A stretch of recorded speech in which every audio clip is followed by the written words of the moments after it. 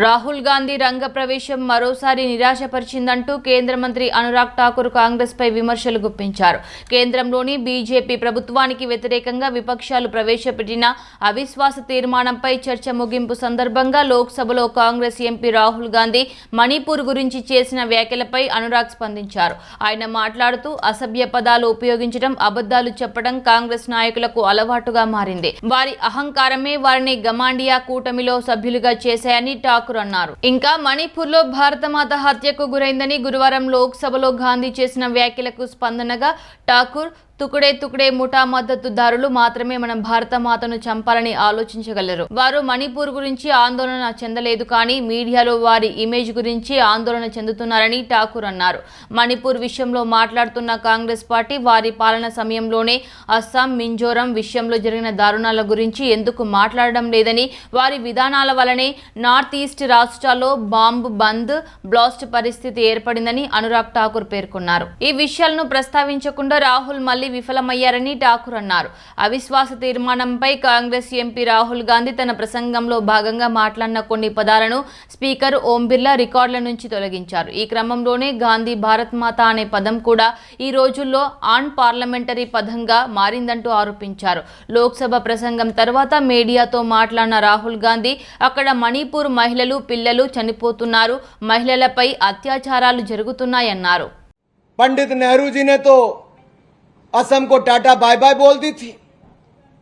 My heart goes out to Assam, to the people of Assam.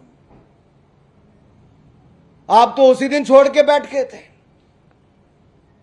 आपके लिए देश का कोई टुकड़ा चला जाए आपको कोई फर्क नहीं पड़ता. अक्षय चिन्ह का एरिया चलेगा आपको तब भी कोई फर्क नहीं पड़ा. आप हिंदू चीनी भाई भाई करते रहे और अब भी जाकर आप राजीव गांधी फाउंडेशन में उसी चाइना से पैसा लेते और देश को जवाब नहीं देते हो. अब मैं 1966 की बात करता हूं. मिजोरम में किसने बॉम्ब फेंकवाए थे, किसकी दादी थी? श्रीमान राहुल गांधी जी जवाब दीजिए देश को. मिजोरम में बम फेंकवा के हजारों लोगों की हत्या किसने करवाई थी?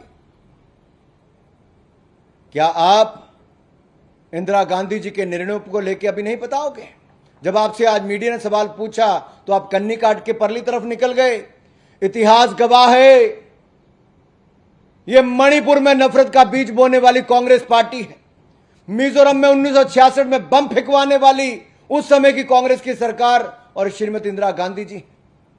और मैं अगर बात करूं 1997 की, तो एक साल तक मणिपुर जलता रहा. किसकी सरकार थी, किसका समर्थन था?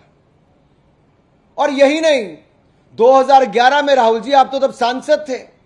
2,000 रुपए लीटर पेट्रोल बिका मणिपुर में. कितने महीने बंद रहा मणिपुर, जलता रहा.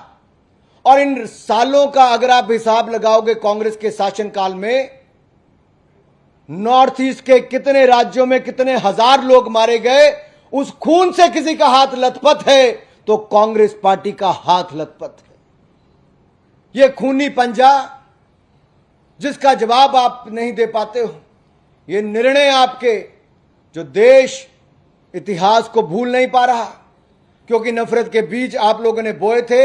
नॉर्थ ईस्ट बॉम्ब बंद और ब्लास्ट के लिए ही जाना जाता था. बम बंद और ब्लास्ट के लिए नॉर्थ ईस्ट जाना जाता था कांग्रेस की सरकारों में. लुक ईस्ट पॉलिसी थी आपकी, देखते रहते थे. मोदी जी ने आके एक्ट ईस्ट पॉलिसी चलाई है. जितने पिछले 60 सालों में आपके प्रधानमंत्री जितनी बार नॉर्थ ईस्ट नहीं गए, उससे ज्यादा नरेंद्र मोदी जी नॉर्थ ईस्ट गए भी, नॉर्थ ईस्ट के विकास के लिए कदम भी उठाए. आपको तो 75 साल में कोई ऐसा नहीं आया जिसको भारत रत्न आप वहां से दे सकते थे. भारत सरकार नरेंद्र मोदी जी के नेतृत्व में भारत रत्न भी वहां पर देने का काम किया. पद्म श्री से लेकर पद्म विभूषण तक देने का काम किया. लेकिन आखिरकार आपको तो नफरत के बीज बोने की आदत है, राजनीतिक लाभ उठाना है.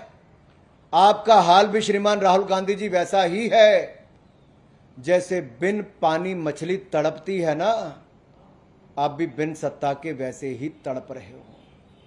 कुछ भी बोलते हो देश के खिलाफ, भारत माता के खिलाफ. इससे बड़ा दुर्भाग्य क्या होगा?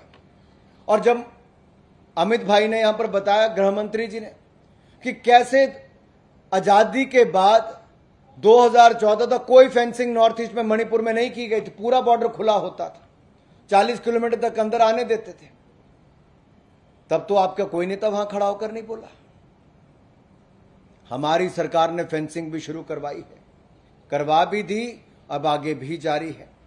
और यही नहीं, जिस तरह से आपने टिप्पणी की कि एक समाज के अगर पुलिसकर्मी साथ में होंगे तो दूसरा समाज, अगर दो ट्राइब की लड़ाई है, हम सबका प्रयास होना चाहिए कि उसमें आग में घी ना डालें, जो कांग्रेस पार्टी करती है आग में घी डालने का और जले पे नमक छिड़कने का काम आप करते हो।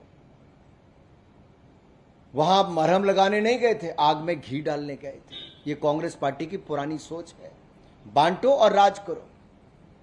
अकाल तख्त पर भी आप लोगों ने ही वो कार्रवाई करवाई थी, श्रीमती इंदिरा गांधी जी ने। राहुल गांधी जी, जवाब दीजिए देश को। हजारों सिख परिवारों के कत्लेआम, अपनी उनकी हत्याओं में जो जान गई, तब आपके पिता पूर्व प्रधानमंत्री राजीव गांधी जी ने कहा, बड़ा पेड़ गिरता है तो धरती हिलती है। आपके लिए हजारों सिखों की हत्याएं कुछ नहीं थी। दर्द हुआ था राहुल जी? राजीव जी की स्टेटमेंट से लगता नहीं कभी दर्द हुआ होगा।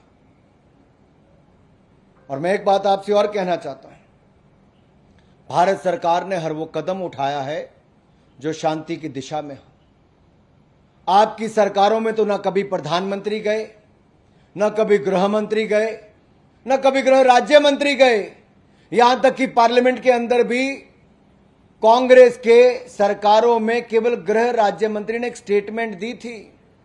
हम पहले दिन से, प्रधानमंत्री जी ने कहा, हम चर्चा के लिए तैयार हैं। गृह मंत्री जी ने पहले दिन से कहा और चिट्ठी लिखकर कहा आपके नेताओं को, हम चर्चा के लिए तैयार हैं। कांग्रेस पार्टी चर्चा से क्यों भाग रही थी? कांग्रेस का काला इतिहास, कांग्रेस का खूनी पंजा, यह देश के सामने नजर आता था कि कैसी इन्होंने सरकारें चलाई, हजारों लोगों की हत्याएं कैसे हुई, कैसे नॉर्थ ईस्ट को जलाते थे और अपनी राजनीतिक रोटियां सेंकते थे। आज शर्म आनी चाहिए राहुल गांधी जी आपको कि आप 13 बार लॉन्च होने के बाद भी फेल हो गए और फेलियर के बाद दूसरा फेलियर, और अब इस स्थिति में आप आकर खड़े हो गए कि भारत माता की हत्या की बात करते।